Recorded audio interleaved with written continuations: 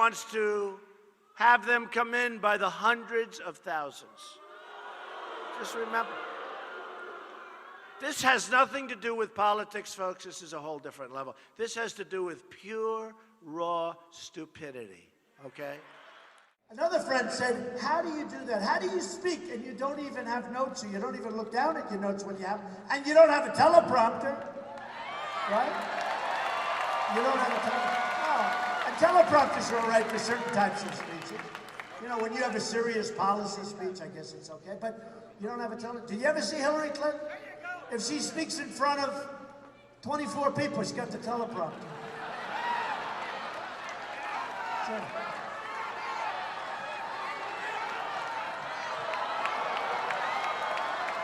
ladies and gentlemen of Jacksonville, thank you. This is crooked Hillary Clinton. I'm going to rob you blind. I'm going to rob you blind.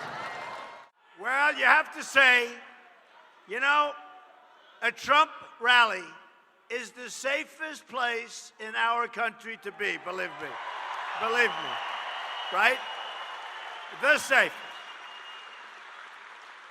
But if we keep going the way it is, our whole country's becoming different. They're shooting our police at record levels.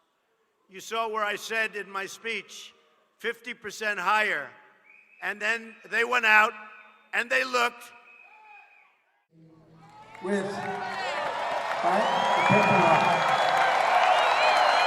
The paper.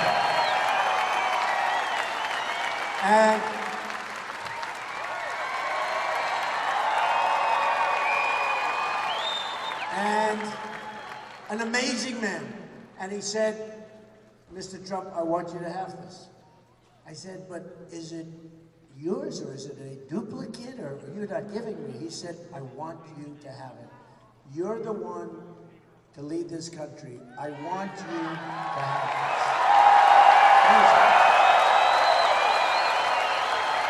And Lieutenant Colonel, he's a Lieutenant Colonel, an amazing guy. And I took it and I said, I can't believe this. It's really one of the most beautiful things that I've ever received. And from the heart, so much from the heart. So much from the heart.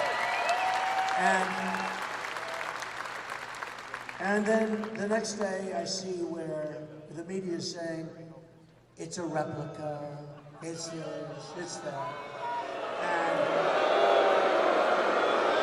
And it turned out his son was with him. He was a wonderful young guy, and his son was with him. And his son called, and he was absolutely so upset that those things were said, false stories, that they were said. And actually, ABC, Tom Lamas is probably back here someplace, but he covered it very nicely. And he spoke, and they talked about it. And it actually was his heart. I mean, you know. So I wrote a little thing down that I thought I'd have, because in light of the $400 million that just got ripped away from our country, all right? And, you know, the real number, you look at it, $150 billion, we got nothing. We got nothing. And they think they probably paid the $400 million for the hostages, which is even worse. And now, since then, I don't know if you know, we have 2 more hostages right now. Why wouldn't they? We have 2 more hostages right now. Were fairly recently grabbed, and they're in Iran. And I guess, what are we going to do with that one, right? So they do $400 million, gets flown at night into Iran. I think it's so sad and so disgusting. And you also wonder about a government. Who can approve a thing like that? Would they take cash into a country and just hand it to them? But we have a problem with the media.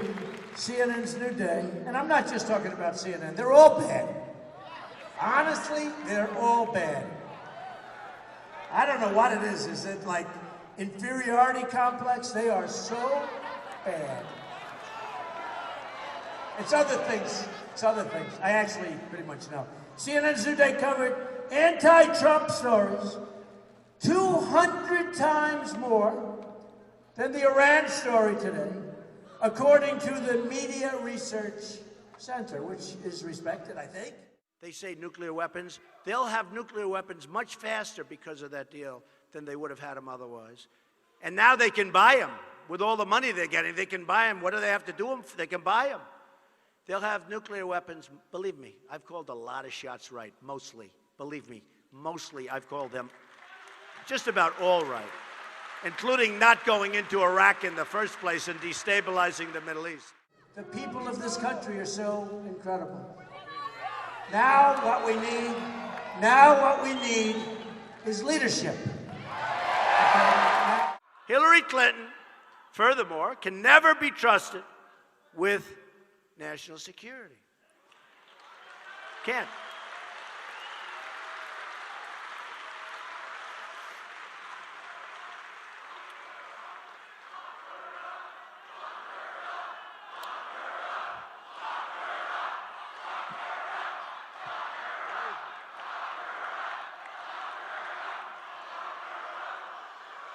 In fact, we're both supposed to be briefed in the not-too-distant future, and I'm saying, you can't brief her. You can't brief her.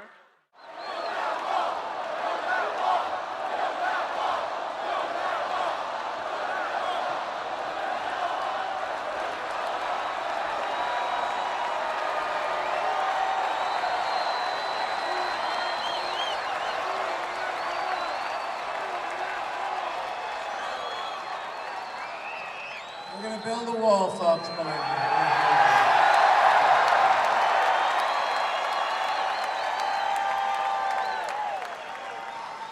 It's taller and taller every year, doesn't it? Taller and taller.